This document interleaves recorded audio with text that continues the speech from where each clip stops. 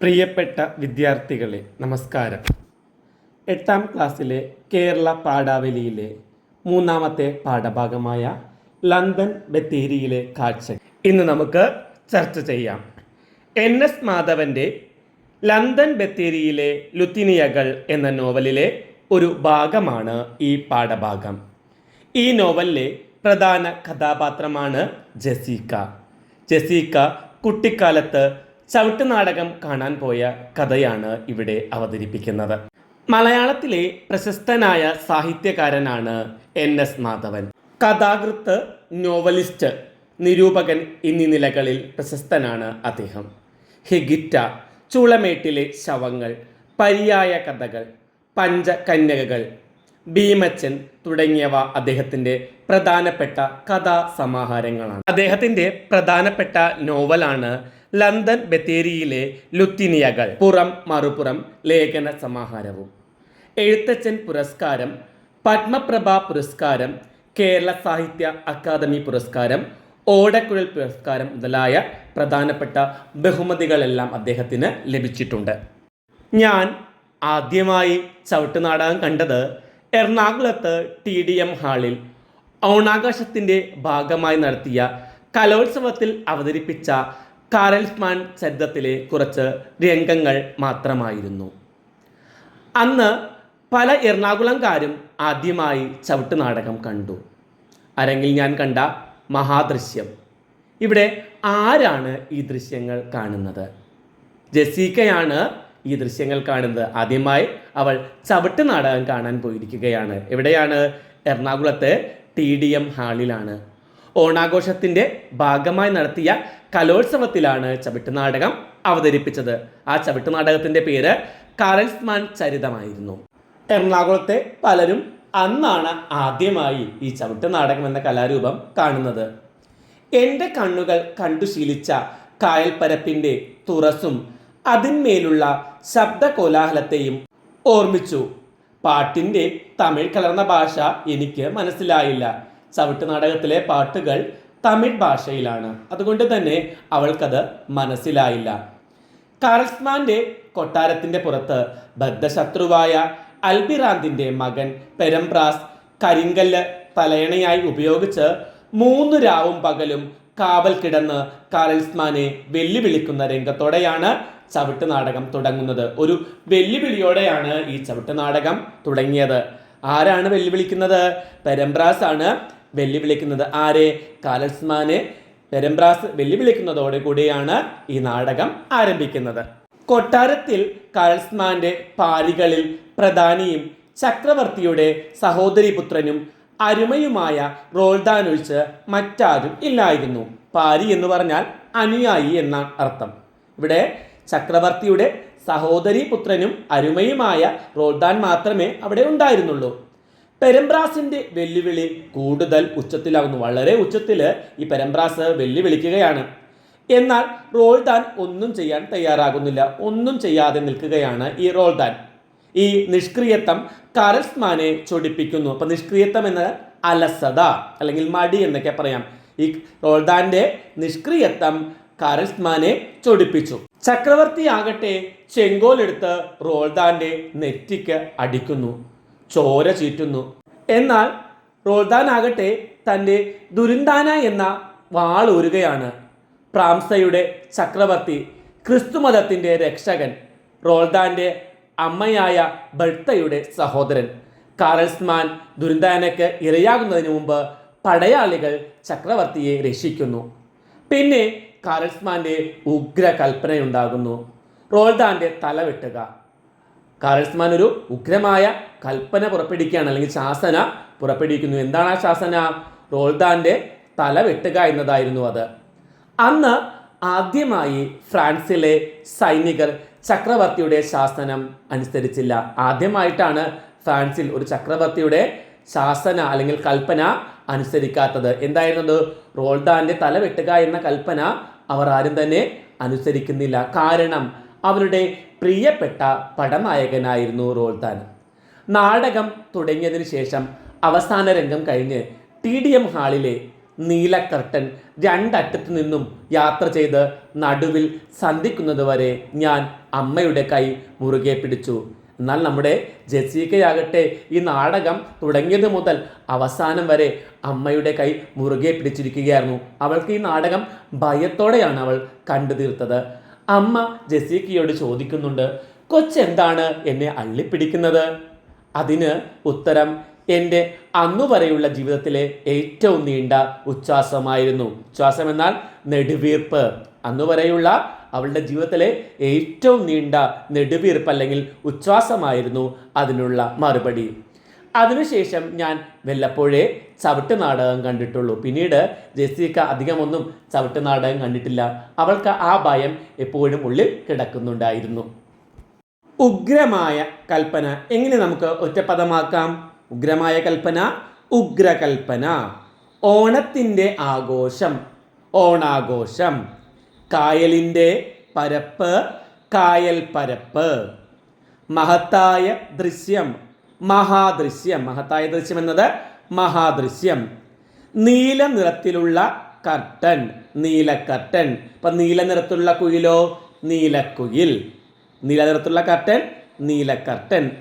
അവസാനത്തെ രംഗം, അവസാന രംഗം. അവസാനത്തെ രംഗം, അവസാന രംഗം. ഇനി നമുക്ക് പഠന പ്രവർത്തനങ്ങൾ നോക്കാം. ചുരുക്കി എഴുതാം. അതിന് ഉത്തരം എൻ്റെ അന്നുവരെയുള്ള ജീവിതത്തിലെ ഏറ്റവും നീണ്ട ഉച്ഛ്വാസമായിരുന്നു. ഏറ്റവും നീണ്ട ഉച്ഛ്വാസം തീവ്രമായ ഒരു അനുഭവത്തിൻ്റെ സൂചനയാണല്ലോ.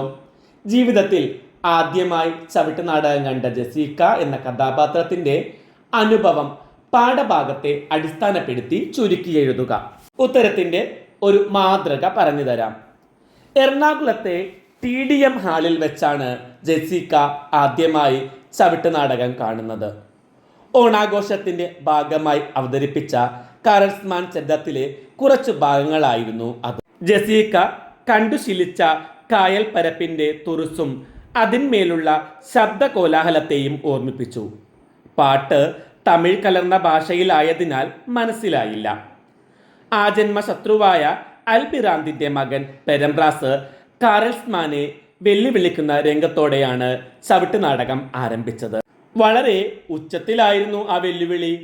കാറൽസ്മാന്റെ അനുയായികളിൽ പ്രധാനിയായ റോൾഡാൻ ഒന്നും ചെയ്യാൻ തയ്യാറായില്ല. തുടർന്ന് ചക്രവർത്തി ചെങ്കോലെടുത്ത് റോൾഡാനെ അടിച്ചു.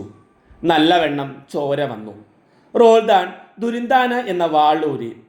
ചക്രവർത്തി വാളിൻ്റെയാകുന്നതിന് മുമ്പ് പടയാളികൾ അദ്ദേഹത്തെ രക്ഷിക്കുന്നു. റോൾഡാന്റെ തല വെട്ടാൻ ചക്രവർത്തി കൽപ്പിച്ചു. എന്നാൽ ആരും കൽപ്പന അനുസരിക്കാൻ തയ്യാറായില്ല. കാരണം അവരുടെ പ്രിയപ്പെട്ട പടനായകനായിരുന്നു റോൾഡാൻ. നാടകം അവസാനിക്കുന്നത് വരെ ജെസ്സിക്ക അമ്മയുടെ കയ്യിൽ മുറുകെ പിടിച്ചിരുന്നു. കൊച്ചെന്താണ് എന്നെ അള്ളിപ്പിടിക്കുന്നതെന്ന് അമ്മ ചോദിച്ചപ്പോൾ അവൾ ദീർഘനിശ്വാസം വിട്ടു. പിന്നീട് വല്ലപ്പോഴുമേ അവൾ ചവിട്ട് നാടകം കണ്ടിട്ടുള്ളൂ. രണ്ടാമത്തെ ചോദ്യം താരതമ്യക്കുറിപ്പ് തയ്യാറാക്കാനാണ്. ലണ്ടൻ ബത്തേരിയിലെ കാഴ്ചകൾ, കളിവിളക്കിൻ തിരുനാളം എന്നീ പാഠഭാഗങ്ങൾ വായിച്ചല്ലോ. കലാരൂപങ്ങൾ കാണാൻ പോയ കുട്ടികളുടെ അനുഭവങ്ങളാണ് രണ്ട് രചനകളിലും ഉള്ളത്. നോവൽ ഭാഗത്തിലെ കുട്ടിയുടെയും കലാമണ്ഡലം രാമൻകുട്ടി നായരുടെയും അനുഭവങ്ങൾ സമാന സ്വഭാവം ഉള്ളതാണോ? ചർച്ച ചെയ്ത് താരതമ്യക്കുറിപ്പ് തയ്യാറാക്കുക. രാമൻകുട്ടി നായരുടെയും ജെസ്സിക്കയുടെയും അനുഭവങ്ങൾ സമാന സ്വഭാവമുള്ളവയാണ്. കഥകളിയിലെ ഹനുമാന്റെ വേഷത്തെക്കുറിച്ചാണ് രാമൻകുട്ടി നായർ പറയുന്നത്. അണിയറയിൽ ഉറക്കം തൂങ്ങിയിരുന്ന കോപ്പൻ നായർക്ക് പെട്ടെന്നുണ്ടായ ഭാവമാറ്റവും അരങ്ങത്ത് അദ്ദേഹത്തിൻ്റെ പ്രകടനവും കുട്ടിയായ രാമൻകുട്ടി നായരിലുണ്ടാക്കിയ അത്ഭുതവും ഭയവുമാണ് വിവരിക്കുന്നത്. അദ്ദേഹം പേടിച്ചോടി കുഴിയിൽ വീണു. ചെറുപ്പകാലത്തെ ഭയവും കൗതുകവും ആ വിവരണത്തിലുണ്ട്. ലണ്ടൻ ബത്തേരിയിലെ ജെസ്സിക്ക കാറൽസ്മാൻ ചരിതം ചവിട്ട് നാടകം ആദ്യമായി കണ്ടതിനെക്കുറിച്ചാണ് വിവരിക്കുന്നത്. നാടകത്തിലെ കഥാപാത്രങ്ങളുടെ അഭിനയം കണ്ട് അവൾ ഭയന്നുപോയി. ചവിട്ട് നാടകം തീരുന്നതുവരെ അവൾ അമ്മയുടെ കയ്യിൽ മുറുകെ പിടിച്ചിരുന്നു. ജെസ്സിക്ക പിന്നീട് വല്ലപ്പോഴും മാത്രമാണ് ചവിട്ട് നാടകം കണ്ടത്. എന്നാൽ രാമൻകുട്ടി നായർ പിന്നീട് മികച്ച ഒരു കഥകളി നടനായി മാറി. ജസീക്കയ്ക്ക് ചവിട്ട് നാടകത്തിൽ താല്പര്യം കുറയുന്ന കാഴ്ചയാണ് നമ്മൾ കാണുന്നത്. എന്നാൽ രാമൻകുട്ടി നായർ താല്പര്യം കൂടുന്നു. അതുകൊണ്ടാണ് അദ്ദേഹം ഒരു മികച്ച കഥകളി നടനായി മാറിയത്. ചവിട്ട് നാടകം ആദ്യമായി കണ്ട ജസീക്ക അന്ന് രാത്രി തയ്യാറാക്കുന്ന ഡയറി കുറിപ്പ് കൂട്ടുകാർ എഴുതുമല്ലോ, അതിനൊരു മാതൃക പറഞ്ഞു തരാം. ഇന്ന് ഞാൻ ആദ്യമായി ചവിട്ട് നാടകം കാണാൻ പോയി. അമ്മയും കൂടെ ഉണ്ടായിരുന്നു. കാരൽസ്മാൻ ചരിതം നാടകത്തിലെ കുറച്ചു ഭാഗമാണ് അവിടെ അവതരിപ്പിച്ചത്. എറണാകുളത്ത് TDM ഹാളിൽ നടന്ന നാടകം കാണാൻ ധാരാളം ആളുകൾ വന്നിരുന്നു. തമിഴ് കലർന്ന പാട്ടുകളായിരുന്നു നാടകത്തിൽ ഉണ്ടായിരുന്നത്. അതൊന്നും എനിക്ക് മനസ്സിലായില്ല. കാരൽസ്മാനും പെരുമ്പ്രാസും തമ്മിലുള്ള വെല്ലുവിളിയും മറ്റു രംഗങ്ങളും എന്നെ കുറെ പേടിപ്പിച്ചു. അമ്മയുടെ കയ്യിൽ മുറുകെ പിടിച്ചാണ് ഞാൻ നാടകം കണ്ടു തീർത്തത്. നാടകം തീർന്നിട്ടും എൻ്റെ ഭയം മാറിയില്ല. ഇനി ഞാൻ ഇത്തരം നാടകം കാണാൻ പോകില്ല. ഇനി നമുക്ക് അറബനമുട്ട് എന്ന ഒരു കലാരൂപം പരിചയപ്പെടാം. ഉത്തര കേരളത്തിലെ മുസ്ലിങ്ങൾക്കിടയിൽ പ്രചാരത്തിലുള്ള ഒരു അനുഷ്ഠാന കലാരൂപമാണ് അറബനമുട്ട്. ഉത്തര കേരളത്തിൽ മാത്രമല്ല, ഇന്ന് കേരളത്തിൽ എല്ലായിടത്തും ആ കലാരൂപം അവതരിപ്പിക്കുന്നുണ്ട്. യുവജനോത്സവത്തിലെ പ്രധാനപ്പെട്ട ഒരു ഇനമാണ് അറബനമുട്ട്. ഉത്തര കേരളത്തിലെ മുസ്ലിങ്ങളുടെ ഇടയിൽ പ്രചാരത്തിലുള്ള ഒരു അനുഷ്ഠാന കലാരൂപമാണ് അറബനമുട്ട് എന്നത്. അറബന എന്ന വാദ്യോപകരണം കൈകൊണ്ട് മുട്ടിയാണ് കളിക്കുന്നത്.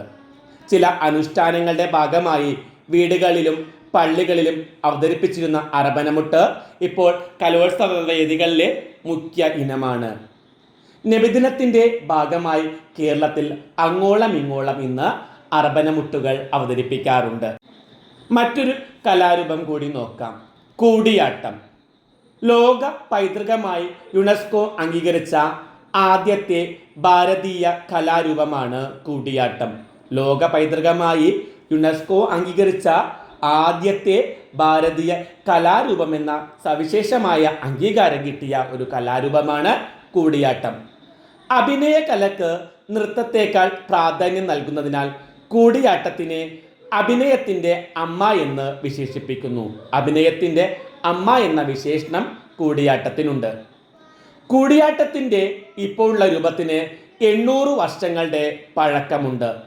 ഏറ്റവും പ്രാചീനമായ സംസ്കൃത നാടക രൂപങ്ങളിൽ ഒന്നാണിത്. ഏറ്റവും പ്രാചീനമായിട്ടുള്ള സംസ്കൃത നാടക രൂപങ്ങളിൽ ഒന്നാണ് കൂടിയാട്ടം. ചവിട്ടു നാടകം പുരാതന കേരളത്തിൻ്റെ ആയോധന വൃത്തിയുമായി അവഗാഢം ബന്ധപ്പെട്ടിട്ടുള്ള വീരരസപ്രധാനമായ ഒരു സംഗീത നൃത്ത നാടക രീതിയാണ് ചവിട്ട് നാടകം. ചവിട്ട് നാടകം ഒരു സംഗീത നൃത്ത നാടക രീതിയാണ്. പാട്ടും പയറ്റും നൃത്താഭിനയങ്ങളും മനോഹരമായി ഈ കലാരൂപത്തിൽ സമ്മേളിച്ചിരിക്കുന്നു. യവന നാടകവേദിയുടെ സത്ത ഉൾക്കൊണ്ട് വളർന്നു വന്ന യൂറോപ്യൻ നാടുകളിൽ നിന്നും വന്ന മിഷണറിമാരുടെയും കപ്പിത്താന്മാരുടെയും കേരളത്തിലെ സൈനിക പാരമ്പര്യമുള്ള ക്രൈസ്തവ ജനതയുടെയും സംഭാവനയാണ് ഈ നാടക സ്റ്റേജ് എന്ന് നിസ്സംശയം പറയാം. ക്രൈസ്തവ ജനതയാണ് ചവിട്ട് നാടകങ്ങൾ ആദ്യകാലത്ത് അവതരിപ്പിച്ചിരുന്നത്. സജീവമായ യുദ്ധരംഗങ്ങളും ചൈതന്യമുറ്റ വീരഗാനങ്ങളും താളമേളങ്ങളും താണ്ഡവ പ്രധാനമായ ചുവടുകളും ഒത്തൊരുമിച്ചുള്ള ഇതുപോലെ സവിശേഷമായ ഒരു കലാരൂപം കേരളത്തിൽ മാത്രമേ ഉള്ളൂ. ഉദ്ദേശം 400 വർഷങ്ങൾക്ക് മുമ്പ് തന്നെ തീരപ്രദേശങ്ങളിലെ വിശാലമായ മൈതാനങ്ങളിൽ കേരളത്തിലെ വിജയകരമായ നാടകവേദി ഉയർന്നു കഴിഞ്ഞു. അന്ന് ഒന്നാമത്തെ ചവിട്ട് നാടകമായ കാരൽസ്മാൻ ചരിതം അവതരിപ്പിക്കുന്നതിന് വേണ്ടി കെട്ടിയുണ്ടാക്കിയ ആ നെടുനീളൻ നാടക സ്റ്റേജ് തന്നെയാണ് കേരളത്തിലെ ഒന്നാമത്തെ നാടക സ്റ്റേജും. കേരളത്തിലെ പ്രധാനപ്പെട്ട ഒരു സാംസ്കാരിക പ്രവർത്തകയും അധ്യാപികയും സാഹിത്യകാരിയുമായ സെബീന റാഫിയുടെ ചവിട്ട് നാടകം എന്ന പുസ്തകത്തിലെ ചില പ്രധാനപ്പെട്ട കാര്യങ്ങളാണ് നമ്മൾ ഇതുവരെ ചർച്ച ചെയ്തത്.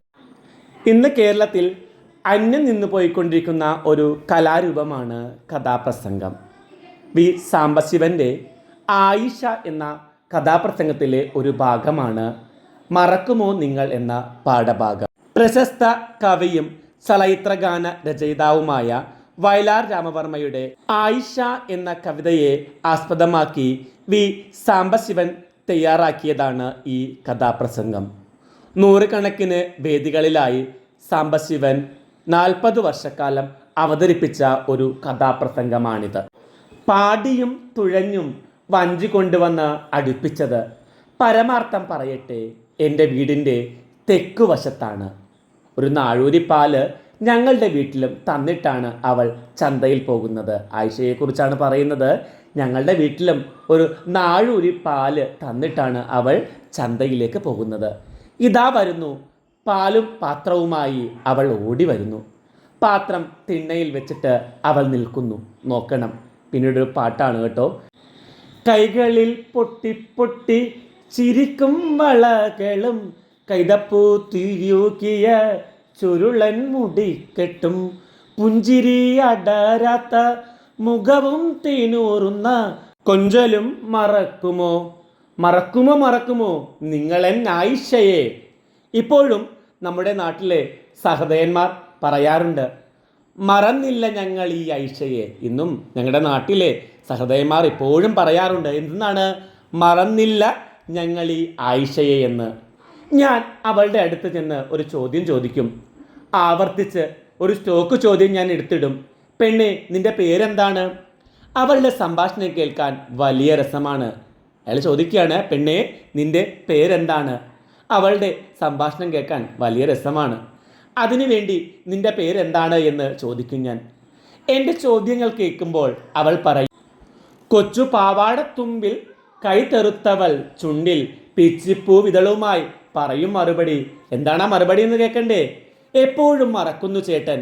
അവൾ ഇന്നലെയും പറഞ്ഞില്ലേ, ഞാൻ ഇന്നും ചോദിക്കുന്നു, അതുകൊണ്ടാണ്. എപ്പോഴും മറക്കുന്നു ചേട്ടൻ. ഞാൻ അവളെ കളിയാക്കി. എപ്പോഴും നാണിക്കുന്ന കുഞ്ഞു പാവാടക്കാരി. അവൾക്ക് ദേഷ്യം വരും. പേര് ഞാൻ പറയൂല. മുഖം വെട്ടിച്ചവൾ ദൂരെ നോക്കും. അങ്ങനെ തന്നെ നിന്നിട്ട് അവൾ പറയും, പാത്രം തിരികെ തരൂ വേഗം. അവൾ പാലും പാത്രവുമായിട്ട് വന്നതാണ്. പാത്രം തിരികെ തരൂ വേഗം. പാലെടുത്തിട്ട് പാത്രം കൊടുത്തേക്കാൻ. ഞാൻ പറയും, പാലെനിക്കിനി വേണ്ട, പാലെനിക്കിനി വേണ്ട. പാതിയും കക്കൂസുള്ള തോട്ടിലെ നാറും വെള്ളം. എനിക്ക് പാലിന് വേണ്ട, ഈ പാല് നിറച്ചും വെള്ളമാണ്. കക്കൂസുള്ള തോട്ടിലെ നാറുന്ന വെള്ളമാണ് ഈ പാലിലെന്നാണ് അയാൾ പറയുന്നത്. അത് കേട്ടപ്പോഴേക്കും അവളുടെ മുഖം ചുവന്നു. കവിളിൽ ചെങ്കുങ്കുമം വീണപ്പോൾ തുടുത്തവൾ കരയാൻ ആരംഭിക്കും. ചേട്ടാ, പേര് ഞാൻ പറഞ്ഞാലോ? പേര് പറയാഞ്ഞിട്ട് ദ്രോഹി പാല് വേണ്ടെന്ന് വെച്ചെങ്കിലോ? പേര് ഞാൻ പറഞ്ഞാലോ? ഞാൻ മിണ്ടിയില്ല. ഞാൻ മേശപ്പുറത്ത് കിടന്ന പുസ്തകത്തിൻ്റെ താളും മറിച്ചു നോക്കി. ഒരു കള്ളനെ പോലെ അങ്ങനെ ഇരിക്കും. ചേട്ടാ ചേട്ടാ, ആയിഷ പോട്ടെ, പാത്രം തിരികെ താ ചേട്ടാ. ചേട്ടാ ചേട്ടാ, ആയിഷ പോകട്ടെ, പാത്രം തിരികെ താ ചേട്ടാ. ഇങ്ങനെ നീളും. മനോഹരമായ ആ നാട്ടിൻ പുറത്ത് ഒരു മഞ്ഞത്തുമ്പിയെ പോലെ പാടി നടക്കുന്ന ഒരു പൊന്നോമന പെൺകുട്ടി. ആരായിരുന്നു അവൾ? ആയിഷ. മനോഹരമായ ആ നാട്ടിൻ പുറത്ത് ഒരു മഞ്ഞത്തുമ്പിയെ പോലെ പാടി നടക്കുന്ന ഒരു പൊന്നോമന പെൺകുട്ടിയായിരുന്നു അവൾ. നമ്മുടെ പ്രിയപ്പെട്ട കവി വയലാർ രാമവർമ്മയുടെ മനോഹരമായ ആ ഖണ്ഡകാവ്യം ആയിഷ. മലയാളിക്ക് ഒരിക്കലും മറക്കാനാവാത്ത മധുരോദാത്തമായ കഥ ആയിഷ. നമ്മുടെ പ്രിയപ്പെട്ട കവി ആര്? വയലാർ രാമവർമ്മയുടെ മനോഹരമായ ഒരു ഖണ്ഡകാവ്യമാണ് ഈ ആയിഷ എന്നത്. മലയാളിക്ക് ഒരിക്കലും മറക്കാനാവാത്ത മധുരോദാത്തമായ ഒരു കഥയാണ് ഈ ആയിഷ. കേരളത്തിലെ പ്രസിദ്ധനായ ഒരു കഥാപ്രസംഗക്കാരനാണ് വി സാംബശിവൻ. സാധാരണക്കാർക്ക് മനസ്സിലാകുന്ന രീതിയിൽ കഥ പറഞ്ഞ് അദ്ദേഹം ജനമനസ്സുകളിൽ ഇടം നേടുകയുണ്ടായി. സ്വന്തം നാടായ ചവറയിൽ തുടങ്ങി കഥാപ്രസംഗം പിന്നീട് നാടെങ്ങും പരക്കുകയുണ്ടായി. മലയാള സാഹിത്യത്തിലെയും ഇന്ത്യൻ സാഹിത്യത്തിലെയും ലോക സാഹിത്യത്തിലെയും കൃതികൾ വരെ അദ്ദേഹം കഥാപ്രസംഗത്തിനായി ഉപയോഗിച്ചു. ചങ്ങമ്പുഴ കൃഷ്ണപിള്ളയുടെ ദേവതയാണ് സാംബശിവൻ ആദ്യമായി അവതരിപ്പിച്ച കഥാപ്രസംഗം. കൊച്ചു സീത, മഗ്ദലന മറിയം, വാഴക്കുല, ആയിഷ, റാണി, പട്ടുനൂലും വാഴനാരും, ഒതല്ലോ, അനീസ്യ, ആൻറ്റിഗണി എന്നിവയെല്ലാം അദ്ദേഹം അവതരിപ്പിച്ച ഏറ്റവും മികച്ച കഥാപ്രസംഗങ്ങളാണ്. ഈ പാഠഭാഗം നമുക്ക് ഇവിടെ അവസാനിപ്പിക്കാം. മറ്റൊരു ക്ലാസ്സുമായി കാണും വരെ എല്ലാവർക്കും നന്ദി, നമസ്കാരം.